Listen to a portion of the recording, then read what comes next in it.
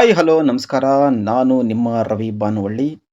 ನಾವಿವತ್ತು ನಮ್ಮ ಯೂಟ್ಯೂಬ್ ವಾಹಿನಿಯಲ್ಲಿ ಪ್ರಸಾರ ಮಾಡುತ್ತಿರುವ ಮೊಟ್ಟ ಮೊದಲ ಸುದ್ದಿ ಯಾವುದು ಅಂದರೆ 1970ರಿಂದ 1995ರವರೆಗೂ ಬರೋಬ್ಬರಿ 2.5 ದಶಕಗಳ ಕಾಲ ಮಿಂಚಿ 1998ರಲ್ಲಿ ಪೊಲೀಸ್ ಇನ್ಸ್ಪೆಕ್ಟರ್ ಒಬ್ಬರನ್ನ ಮದುವೆಯಾಗಿ ಚೆನ್ನೈನಲ್ಲಿ ತನ್ನ ಪತಿ ಮತ್ತು ಮಗ ಸೊಸೆಯೊಂದಿಗೆ ಸುಖ ಸಂಸಾರ ನಡೆಸುತ್ತಿರುವ ಮಾದಕ ನಟಿ ಎಂದೇ ಹೆಸರು ಮಾಡಿದ್ದ, ದಕ್ಷಿಣ ಭಾರತದ ಪಂಚ ಭಾಷೆಗಳಲ್ಲಿ ಅಭಿನಯಿಸಿ ದೊಡ್ಡ ಹೆಸರು ಮಾಡಿದ್ದ ನಟಿ ಜಯಮಾಲಿನಿ ಅವರ ಬಗ್ಗೆ. ಹೌದು, ನಟಿ ಜಯಮಾಲಿನಿಯವರು ಅವರ ಅಕ್ಕ ನಟಿ ಜ್ಯೋತಿಲಕ್ಷ್ಮಿ ಅವರಂತೆ 14ರ ವಯಸ್ಸಿನಲ್ಲಿಯೇ ಕುಟುಂಬ ನಿರ್ವಹಣೆಗೆಂದು 8ನೇ ತರಗತಿಯವರೆಗೂ ಓದಿ ಶಾಲೆಯನ್ನು ಬಿಟ್ಟು ಅಕ್ಕನ ಜೊತೆ ರಂಗಭೂಮಿಗೆ ಬಂದು ಕ್ಯಾಬರೆ, ಡಿಸ್ಕೋ ಡ್ಯಾನ್ಸ್ಗಳನ್ನು ಕಲಿತು ನಂತರ ಅಕ್ಕನ ಸಹಾಯದಿಂದ ಚಿತ್ರರಂಗಕ್ಕೆ ಬರುತ್ತಾರೆ.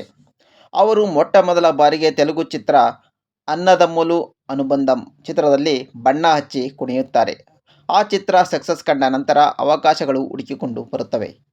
ಕನ್ನಡದಲ್ಲಿ ಪ್ರತಿಫಲ, ಜಯಸಿಂಹ, ಚಾಮುಂಡೇಶ್ವರಿ ಮಹಿಮೆ, ವಿಜಯ್, ಮಲೆಯ ಮಾರುತ, ಪ್ರೇಮಗಂಗೆ, ಜೀವನ ಚಕ್ರ, ಕರ್ತವ್ಯ, ನ್ಯಾಯದ ಕಣ್ಣು, ಸೇಡಿನ ಹಕ್ಕಿ, ಸ್ನೇಹಬಂಧ, ಗುರು ಶಿಷ್ಯರು, ಗಾಯತ್ರಿ ಮದುವೆ, ಪ್ರಚಂಡ ಕುಳ್ಳ, ಗರ್ಜನೆ, ಸಹೋದರರ ಸವಾಲ್, ಕಿಲಾಡಿ ಜೋಡಿ, ಮಯೂರ, ಭೂತಯ್ಯನ ಮಗ ಅಯ್ಯ ಅಭಿನಯಿಸಿರುವ ನಟಿ ಜಯಮಾಲಿನಿ ಒಟ್ಟು 500ಕ್ಕೂ ಹೆಚ್ಚು ಚಿತ್ರಗಳಲ್ಲಿ ಅಭಿನಯಿಸಿದ್ದಾರೆ.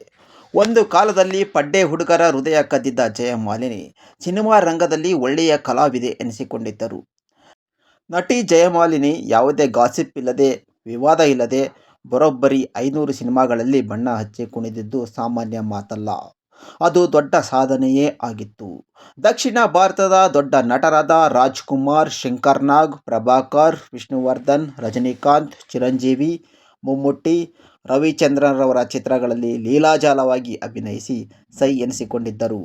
ಅಷ್ಟೇ ಅಲ್ಲದೆ ಅವರಿಗೆ ಒಬ್ಬ ದೊಡ್ಡ ಅಭಿಮಾನಿ ಕೂಡ ಇದ್ದರು. ಅವರ ಹೆಸರು ಪಾರ್ಥಿಬನ್.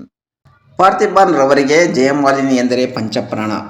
ವೃತ್ತಿಯಲ್ಲಿ ಪೊಲೀಸ್ ಇನ್ಸ್ಪೆಕ್ಟರ್ ಆಗಿದ್ದ ಪಾರ್ಥಿಬನ್ ಜಯಮಾಲಿನಿಯವರನ್ನು ಪ್ರೀತಿಸುತ್ತಿದ್ದರು. ಒಂದು ದಿನ ಜಯಮಾಲಿನಿ ಅವರನ್ನು ಭೇಟಿಯಾಗಿ ಪ್ರಪೋಸ್ ಮಾಡಿ ಮದುವೆ ಮಾಡಿಕೊಳ್ಳುವುದಾಗಿ ಕೇಳಿಕೊಂಡಿದ್ದರು.